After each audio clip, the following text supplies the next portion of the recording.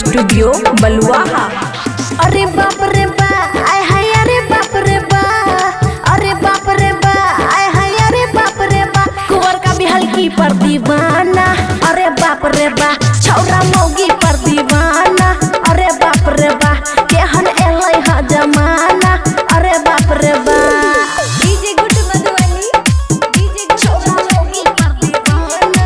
अरे बाप रे बा छौरा मौगी पर दीवाना।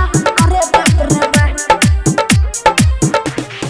कहै छै भी हल्की में नहीं कोनो छै गे खतरा, कहै छै भी हल्की में नहीं कोनो छै गे खतरा। नहीं कनियो तो सोरस राबा कोनो नहीं छै लफड़ा, छौरा भेलै गे सियाना। अरे बाप रे बा कुंवर का भी हल्की पर दीवाना। अरे बाप रे बा केहन एलै गे जमाना। अरे बाप रे बा डीजे गुड मधुबनी, केहन एलै गे जमाना। अरे बाप रे बा छौरा मौगी पर दीवाना। अरे बाप रे बा, अरे बाप रे बा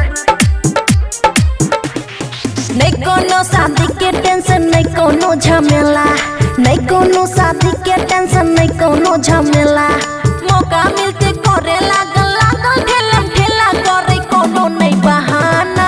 अरे बाप रे बा छौरा मौगी के दीवाना। अरे बाप रे बा एलै केहन ई जमाना। अरे बाप रे बा DJ good Madhubani, DJ good Madhubani छौरा मौगी के दीवाना। अरे बाप रे बा एलै केहन ई जमाना। अरे बाप रे बा बबुआ राहुल गुदगर मौगी खोजा लाइन मारे। बबुआ राहुल गुदगर मौगी खोजा लाइन मारे। 12 बजे रात के लागे गली में फाइन मारे। अमन खुशी के दीवाना। अरे बाप रे बा केहन अइलै ई जमाना। अरे बाप रे बा छौरा मौगी के दीवाना। अरे बाप रे बा खुशी रिकॉर्डिंग स्टूडियो बलुआहा।